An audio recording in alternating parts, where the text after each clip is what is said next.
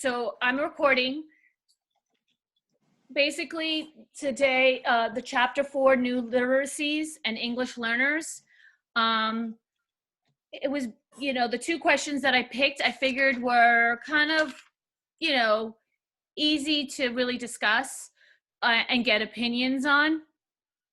First of all, the whole book versus online reading is, I think, an interesting issue, just because of the fact that I love reading. That's one of my favorite things to do.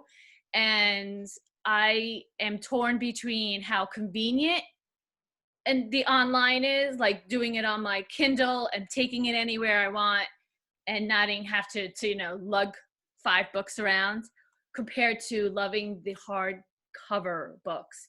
Now for kids, I think at times like this, this is like a perfect example of what could happen when you're dealing with online. My kids use Epic when I'm doing books because of the virtual remote, and they can only go up to 4:00 in the afternoon, and then it shuts down. And then they can't, unless they become a member. So it's free, but if they want to go past that 4:00, no. So there's the downfall of of using the online.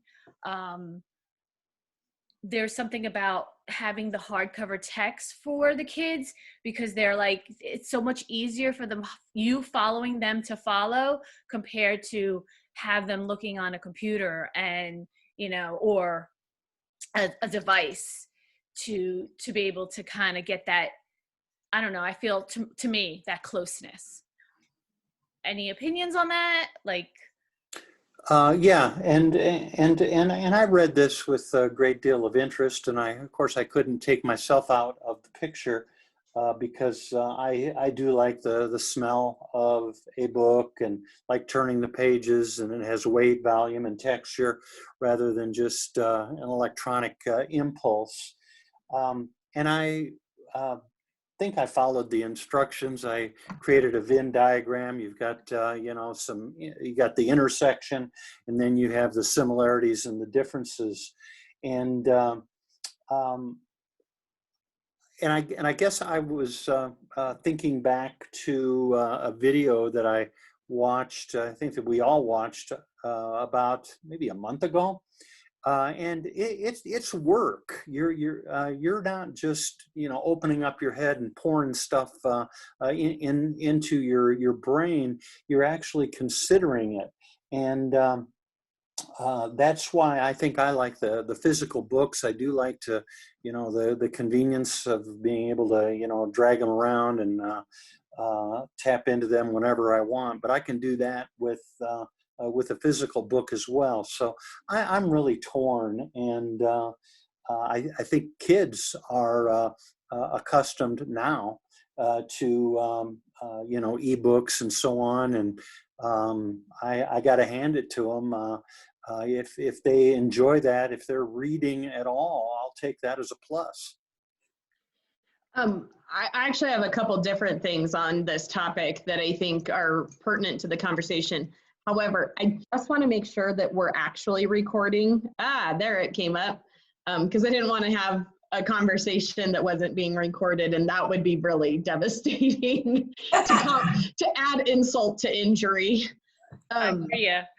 All I see is a dot, a red dot, and it says recording. So I'm assuming it's doing it. But it just popped up as I was saying that on my screen. So you may have been recording way longer than what I could see. Okay. Yeah. So sorry. That's okay. I have 2 students that have significant visual issues, and actually I have 3 students. One is already mostly blind, and the second student is gonna probably be totally blind by the time she's 21. And the third student has a processing disorder where her brain and her vision don't speak. And so she can see fine, but she doesn't process what she's seeing and she doesn't interpret it correctly a lot of the time. And part of what we noticed happen with the, my one student, oh, pardon my 4-year-old who is playing with the chair I'm sitting in. Wow, that's sweet. I just shrunk like 7 inches. My 2 students that have, the one that is legally currently already blind, he needs the digital content available to him because he has to blow it up.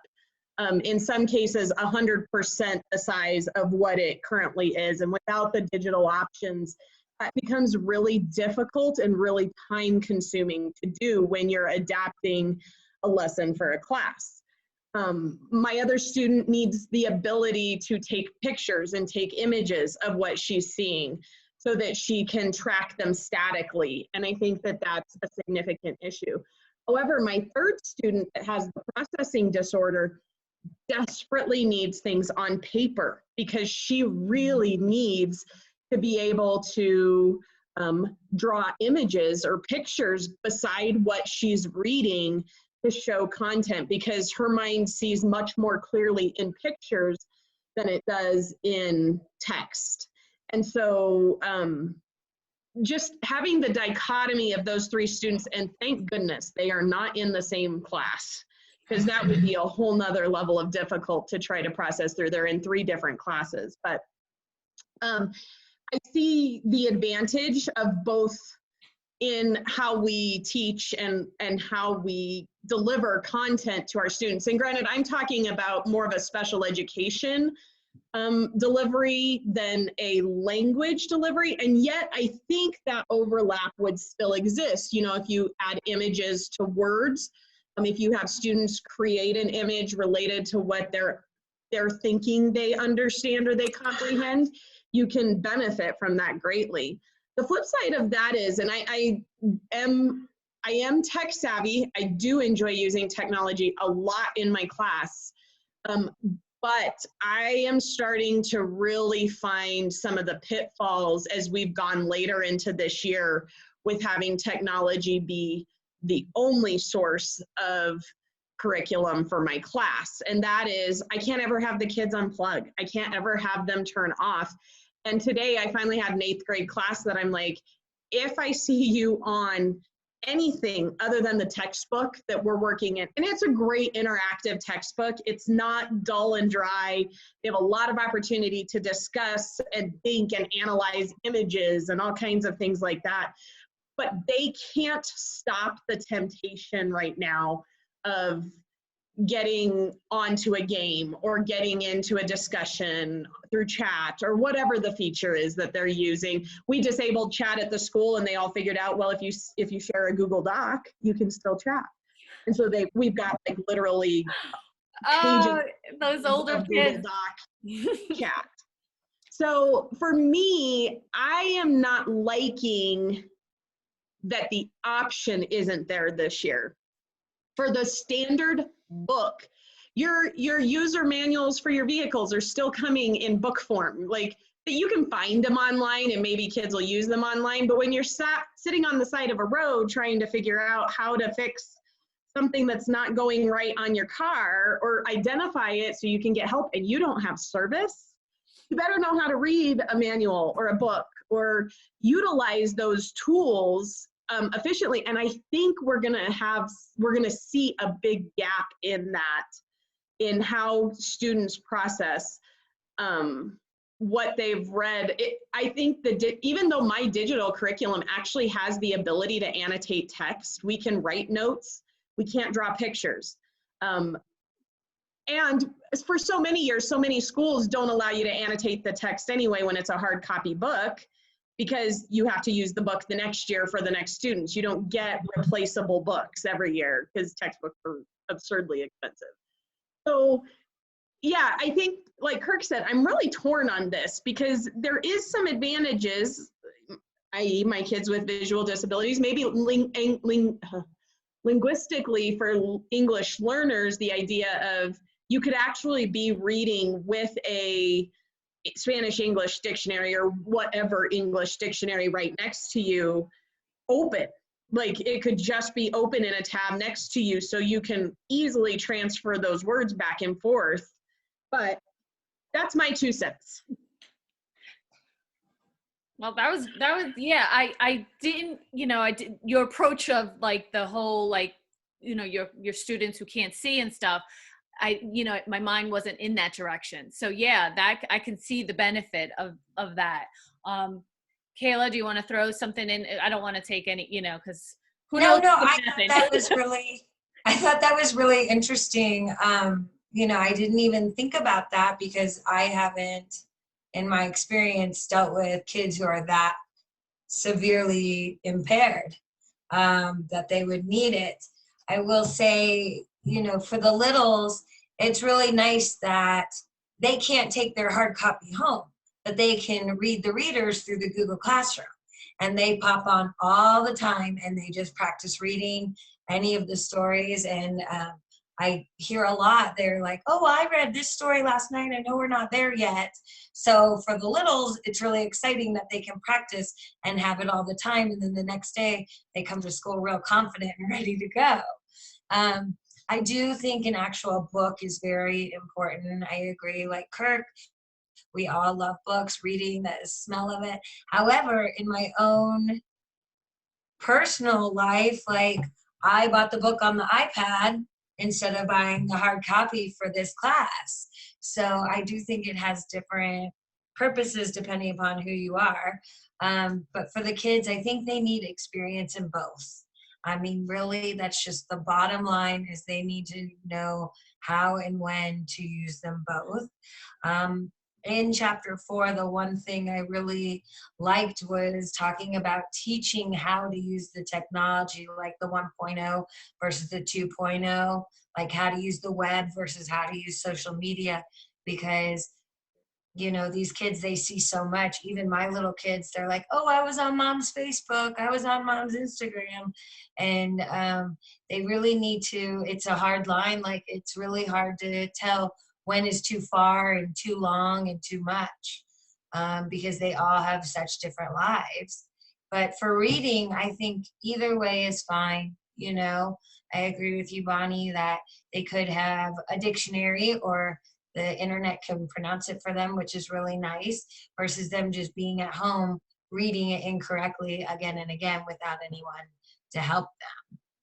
Yeah, like I said earlier, I am torn, but I do see kids that bounce around on their tablets, and they're practically multitasking while they're reading an assignment. And I'm being a little bit flip right now, but that worries me a little bit, because I think it's important, and I value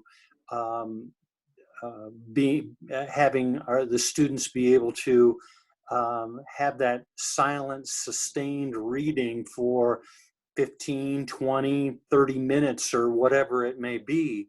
I don't know if they're going to get that on electronic versions, because I'm afraid that they're going to be tempted to bounce around. Mm-hmm.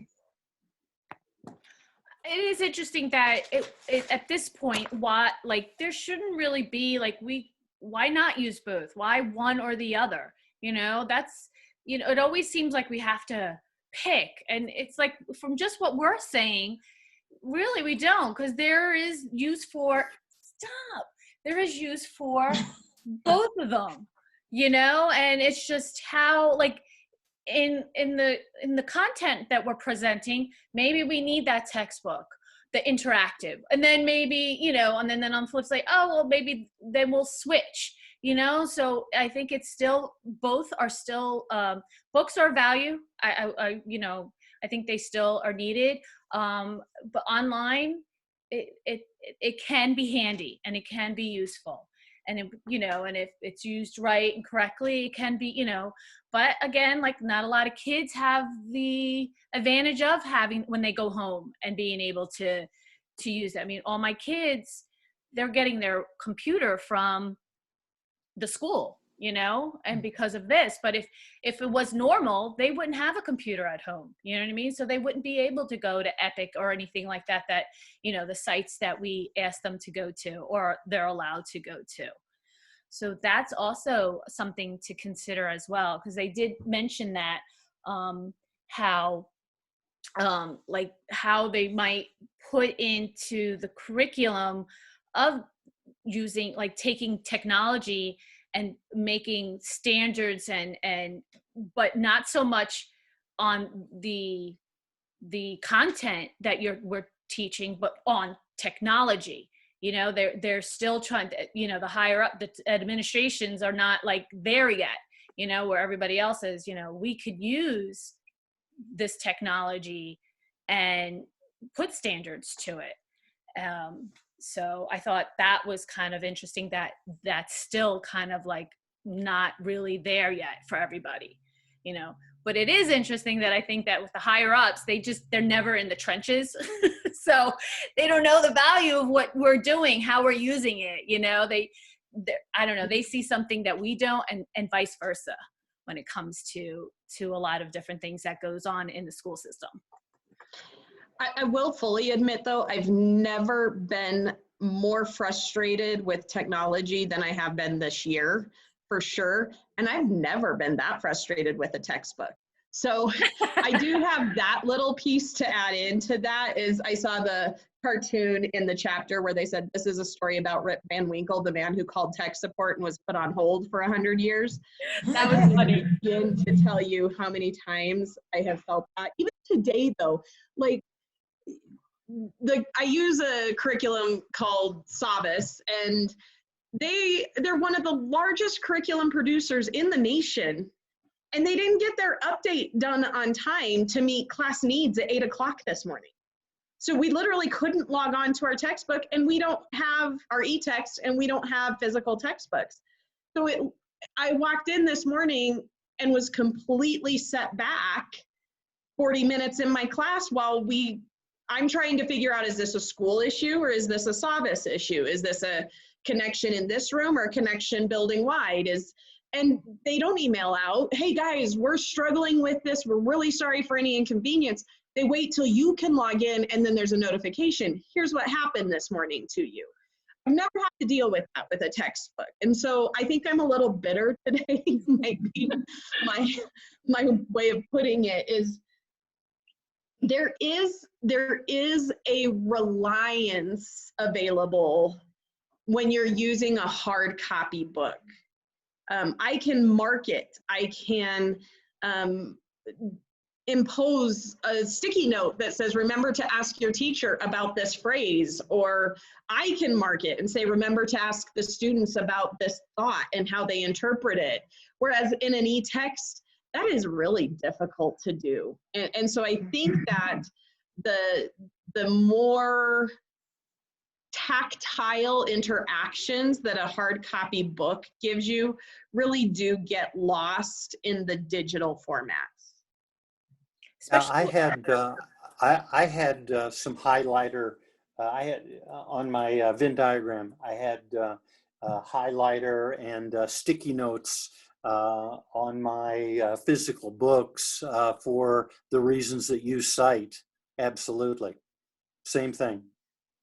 Yeah. And I was thinking, like with writing, like what you were saying, like when my kids are writing, having that hard copy of just taking that red pen and, you know, and fixing it. It's so weird, like trying to go onto the Google Doc and, you know, fix it. But then it's almost like I'm kind of, you know, rewriting it for them instead of just kind of highlight or like circling it. Okay, give me a new sentence. It just seems like I can't do that with the, you know, and I, you know, and my, like I said, my kids are having a hard time because they've lost so much with writing sentences that they need that help. And but I'm just, you know, it's really different, and it's like hard for me to try to figure out how to express it for them so they can fix their mistakes.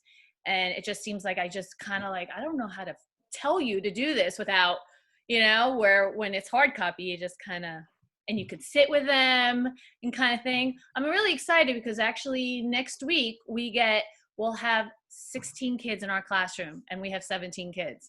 So I'm going to have them all in the classroom. So I'm really like, woohoo, like I feel like that's a milestone for us that I can get that connection with them. And I think that's where sometimes where we lose things when it comes to like the online, but I think I really embraced the this idea about digital and looking at the physical textbooks, but digital communication is here to stay. It ain't going anywhere.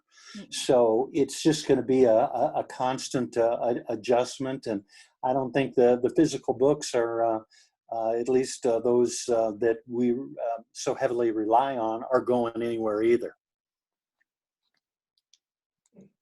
I agree with you. And I think it's, with teaching first grade online, it's like ridiculous. It doesn't even make sense when we're trying to count for math and we can't see them. And they're like, yeah, sure, I got it, whatever. So you really lose that. So I see what you're saying, Deborah, with the youngers, because I need to see those 5 frogs. I need to see it. I know it's 5 frogs, but we got to see it.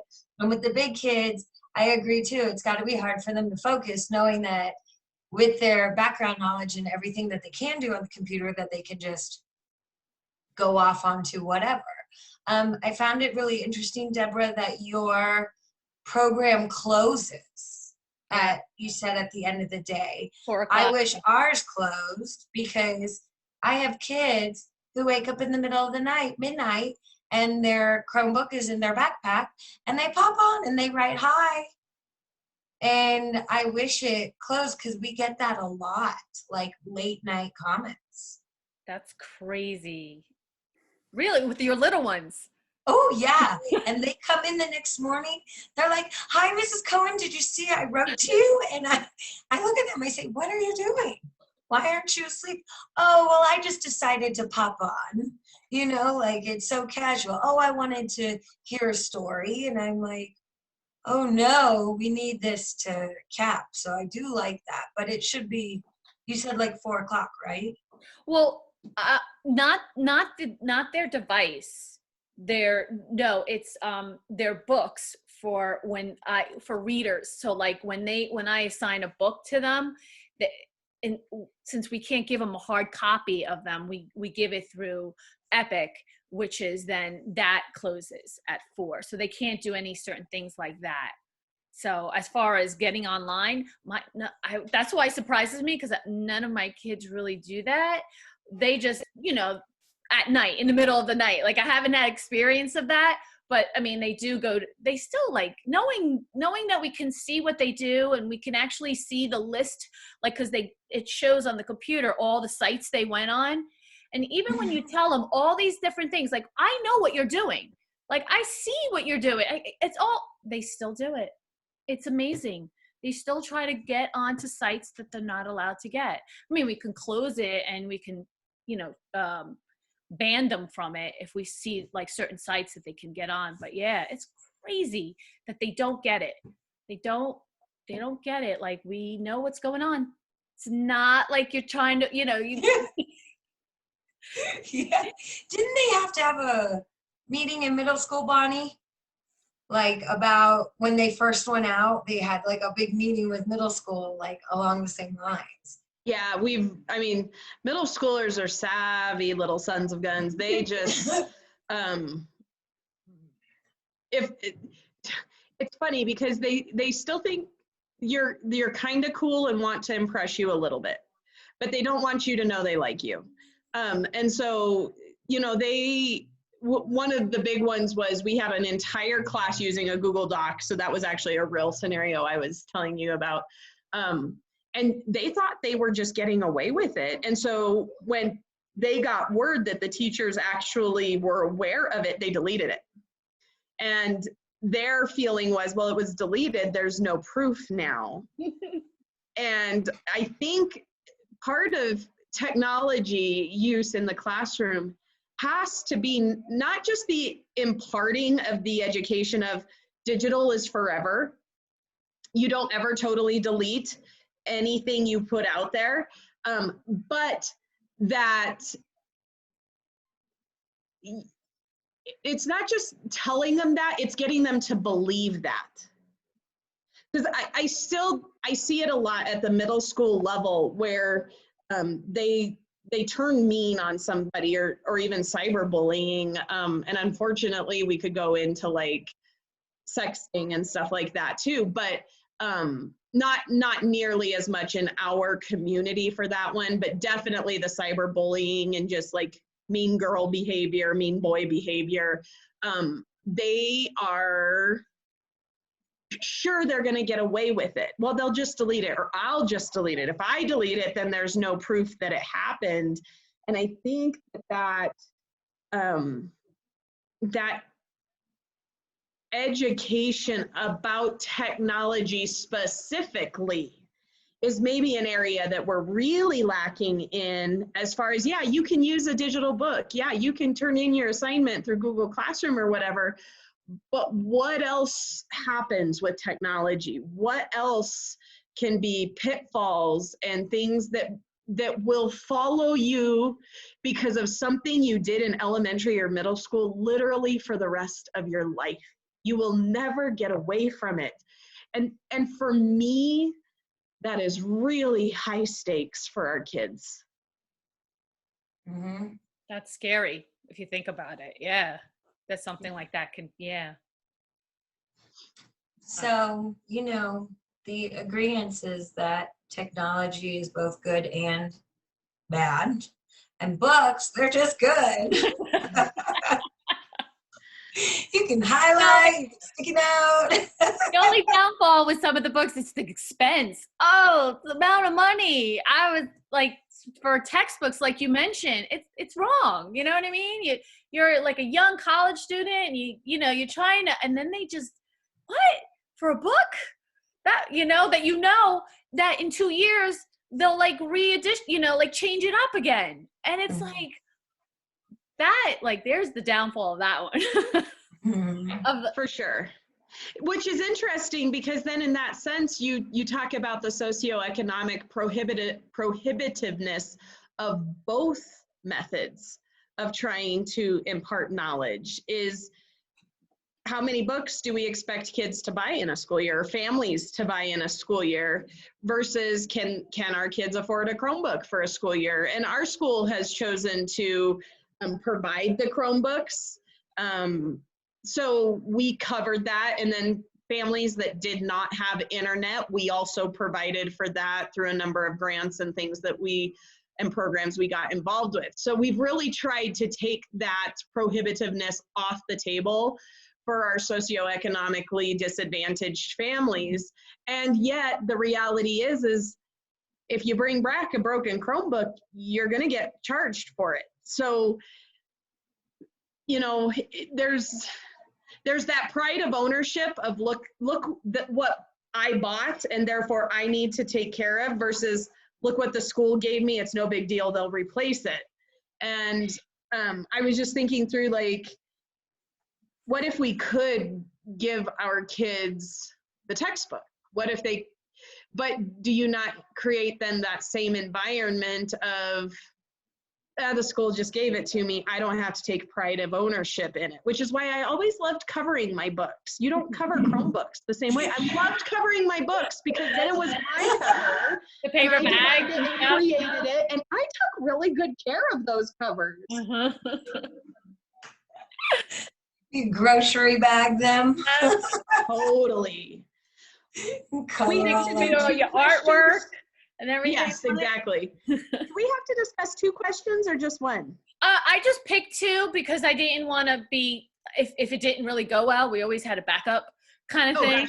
Gotcha. Because I figured, I just, because the other one was just about new literacies, which was kind of interesting because of what you said before about, I guess take a lot of that for granted, like knowing names and things like that, or all those different, the different apps. And then, we're blogging. Like I just, I did a workshop with in service with podcasts. And I thought that's interesting. And, you know, all the different like blogging, never even touched that. I have no idea what that's, you know, I know what it is, but I don't, never thought, oh, I want to blog. You know what I mean? It's just, but like, it was interesting to see how they can't integrate it into the schools and how to get kids into it. Mine was like that weariness of like, what, you know, the rules of, you know, of having that like out there, you know, like what you were saying before. It's like, yeah, that's out there now, you know? And so I feel like that can get sticky. I felt like, you know, great ideas. You know, if we're talking too about our ELs or ELLs, then you've compounded the amount of teaching you have to do, because it's not just about getting them to understand the content and the standards-based outcomes and whatnot that we have to work with within the frameworks of content standards, but we have to teach them safety. We have to teach them good practice. We have to teach them. So now it's not the basics of reading and writing, it's the basics of reading and writing in a digital platform and all that can imply for them. And so I'm kind of talking myself out of digital use, but you can't, right? We live in a generation that can't. They actually, I don't know if you've heard about the Xennial generation they've identified, born between 79 and 85, and they were the last group of people to be born where their childhood did not have technology, but they're usually around the time they entered college was when they were introduced to like cell phones, and it's just gone from there. And so they're fluent in it, but their childhood did not involve it. And every generation that's come back from that won't know life without technology and electronic technology, specifically digital technology specifically. And so you have to teach them because it encompasses everything in our culture. Like, you know, I look at my grandparents who are 91 and still kicking it. So, and they have no technology. I mean, my grandpa, if we don't turn it from Netflix back to cable TV, he can't do it. So when the kids are over on a Friday night or whatever, he has no concept of, all I have to do is hit the microphone and say NBC, and it'll take me back to the cable. Let alone, you know, they got sent, and you know, I maybe I digress a little bit with this, but they got sent this package from United Healthcare. It had a scale and it had a blood pressure cuff and all this stuff that you had to use an iPad to use. And my grandparents looked at it and they were like, what's the black box? Like literally, what's the black box? And my parents were like, that is an iPad. They just sent you an iPad. And they were supposed to send it all back. And so then they call my grandpa and they're like, so well, if you put your code in the iPad, and my grandpa's like, which part's the iPad? So you go from like completely illiterate, not just about technology's uses, but that it exists, to where our kids are today where they don't know life without it. Yes. You know, kids, they gave that example in the text of, you know, the 10-year-old granddaughter, and they're at the restaurant, the 10-year-old granddaughter just like flies through it, and then watch the 3-year-old fly through it.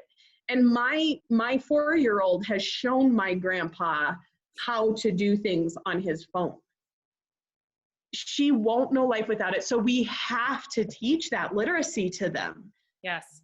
And we have to scaffold it for our English learners to make sense, because it doesn't matter what culture they end up back in, it's going to be something they have to be fluent in. And going back to like the safety that you were talking about, and also like how everybody, like, you know, what is presented in online, like they assume is true. You know what I mean? That we take it for granted. Like, oh, it's written, so it's online. It's true.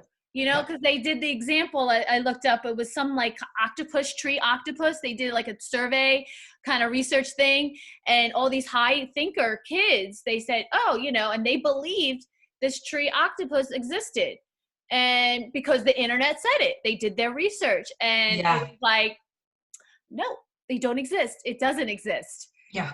And so even, so you have that, like, that has to be like, they're so, because that's what they do. They trust the internet, and we have to kind of, teach them, like, yeah, but you have to learn how to, and have them look and research. They think that, we just pop one and that's it. That's the answer. Because they don't search. They don't do that research that is needed, that, that they rely on. They just assume it's just up, and that's it. That's the answer, kind of thing. The Well, I think, valuable source. I'm sorry, go ahead.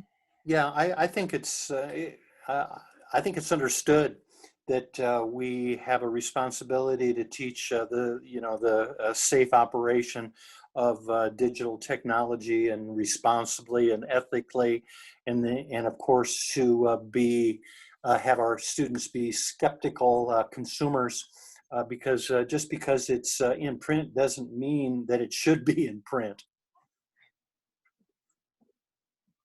Well, I know that sometimes when I look up things, like the wording, that's important. Like, you could say, oh, I want to find interesting things about this. Yeah, and then if you don't word it right, you get the weirdest things. I'm like, that's not what I'm looking for. And you sit there and go, oh, how can I phrase it? How can I ask it so it's giving me the answer that I want? I mean, those are the things that we need to, teach them, because it is like, it's not that easy, especially when they have to start doing the research and looking for things in the internet. Yeah, and there's so much clickbait out there. That's the problem too. I found it interesting in the reading when they were talking about an online scavenger hunt, and that's a valuable way to teach it at all grades and levels, and you can make it appropriate.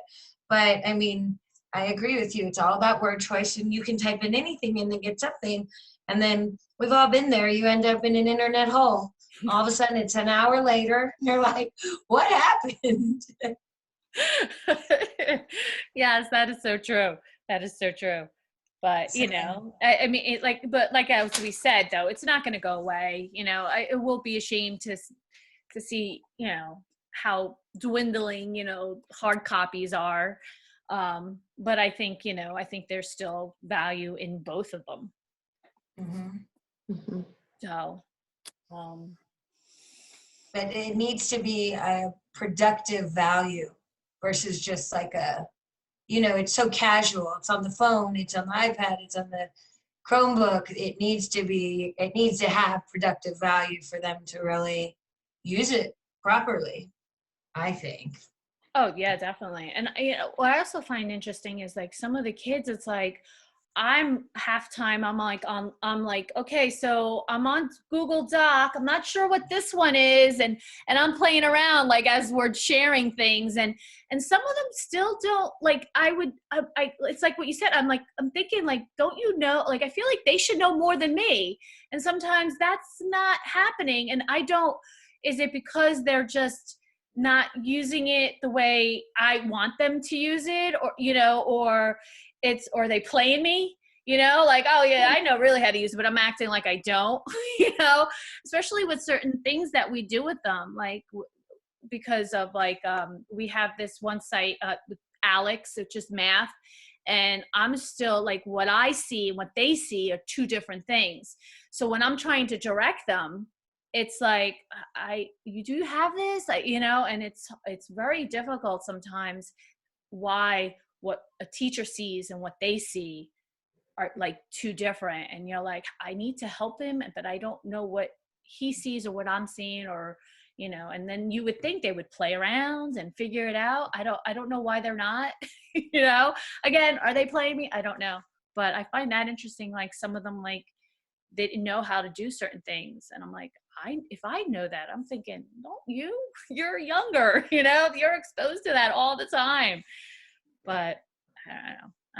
I figured I'll teach them, and then hopefully it sticks. And I think it's unfortunate that in this era of pandemic teaching, I feel like that's where a lot of teachers are, is I'm going to teach them, I'm going to do it the best I can figure out how to do. with the constraints, the time, the applications I have available to me, and I'm gonna hope something sticks. I'm gonna hope something works. I'm gonna hope they learn something. Because if we really held ourselves to the same standard we've always used for ourselves, or at least that I feel like most teachers use for themselves, the burnout at the end of this year would be astronomical. I mean, they're already talking about record levels of teachers leaving the field, which is unfortunate. But this style of teaching is not sustainable. I don't think in the long run for any program without significant adaptations and changes to meet what the ultimate goal is of it all. And I think that that's part of what's happened this year is I'm just hoping to get my kids someplace where they can continue to build on something. I'm not 100% what that something is or what that place is. And so things that have really impacted me this year are things like using the group discussion way more than I've ever used it, to let kids discuss answers before I check it. And it's been amazing to hear some of the conversation that's come out of that. And so I think, still trying to put the good practices we can into place. But when you're managing a digital classroom and an in-person classroom and digital curriculum that may or may not work on any given day, that doesn't have the support of a hard copy curriculum, and you keep building on that. And I'm like, well, I know it's not going to be my best year ever, for sure.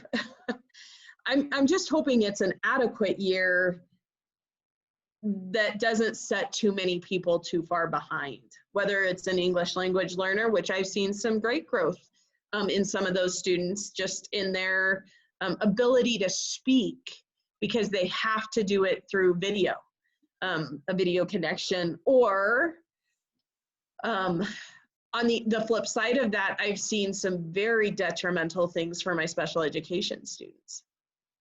Because without that personal contact, that one-on-one investment into time and specific accommodations, they're losing ground. And that's really frustrating to watch happen. Yeah, I've seen that. I've seen like one of our kids, like, yeah, he's digressing. And like he's third grader and he talks like a baby, you know what I mean? And we're like, and I think he was not doing that. He was getting over that kind of in the beginning in the year. And I think that's, I think he digressed. And then our English language learner, I found out that she's so much when it comes to writing and the online, she like, it almost turns her off. When I gave her the red notebook, okay, now instead of like do it on this red notebook, because she does come to school 4 days a week. And you could see like such a difference of like wanting to do it, wanting to share, where before, she didn't want to do it because she just, the technology wasn't like, it wasn't her level. Like she wasn't connecting to it, I guess you would say. So. Well, and I think at the middle school level, one hindrance I see in technology, just in the general application of it on a daily basis, is the kids hate looking at, you would think kids love to look at themselves, and maybe at the lower levels they do. The middle school level, they hate looking at themselves. And so literally I see this like routinely in my digital classes, where they're like, they'll sometimes give me their eyes. Very few will give me a full face, and most of the time it's just the tops of their heads or the ceiling right above their head. They hate looking at themselves, and it's really sad to impose that on them, that at least this year for some of them there isn't another option. And so I was kind of a stickler about, you need to have your camera on so I have proof that you're in class. And this year they have to check, now at this point in the year, they have to check in with their camera on so I can see that they're there.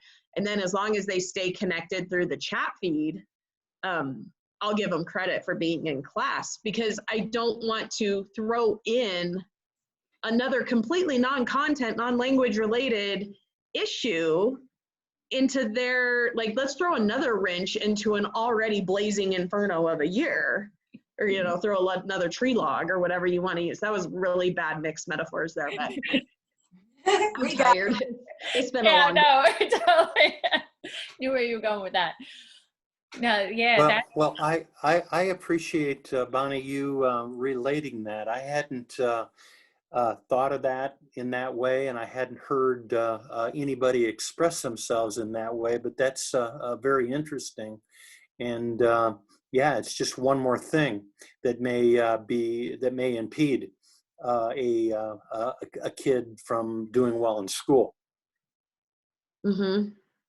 What's funny though, and since we're on the technology note, my kid that does a regular vlog on YouTube always has his camera on and is always looking straight at it. So, that's funny. That's cool. Yeah, and I would never have thought that. Like, I mean, we have kids like that, but they're third grade. They're not. But I could see the middle school. That makes sense.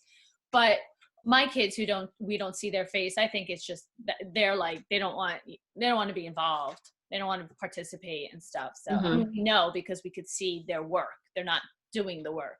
But that view of the middle school, that's interesting to see. Like, I can totally understand like where, yeah, I don't want to see myself. right?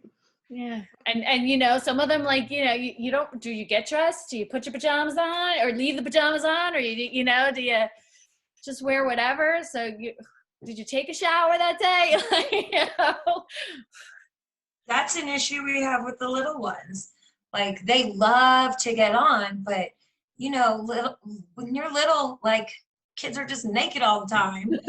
So I literally have had to tell some of my boys, like, I need you to go put on a clothes. I need you to put on a shirt, whatever. And then they stand up and they're like, and it's all out there in the undies. And then I have the opposite, where I have some parents who don't want their kids on just for their own privacy. So they will move the screen so you can just see, like, here. And because for the safety of their own kid, and just being, we don't know who else is in other people's homes.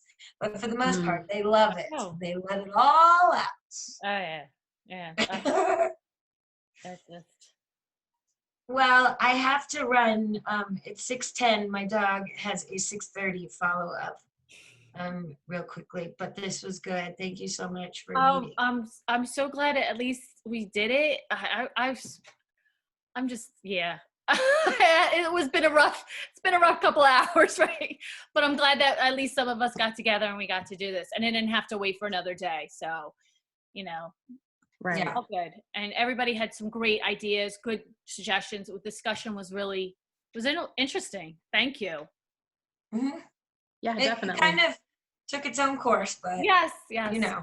So whoever didn't, they'll just see it and we'll see what their interpretation is for it. But thank you for hanging in there with me with that. I'm so sorry that I just have no idea what happened, you know, and that's where we go. Technology can, you know, when it's not working for us, it's not our friend, you know. I hate it. Well, Deborah, do not despair. We accomplished, I think, the letter and the spirit of the expectation, and I'm comfortable with that. Okay, good. Yes, good. All right, ladies and gentlemen, have Okay. a great day, evening, and enjoy the rest of the week. Very well. See you at Likewise. the next one. So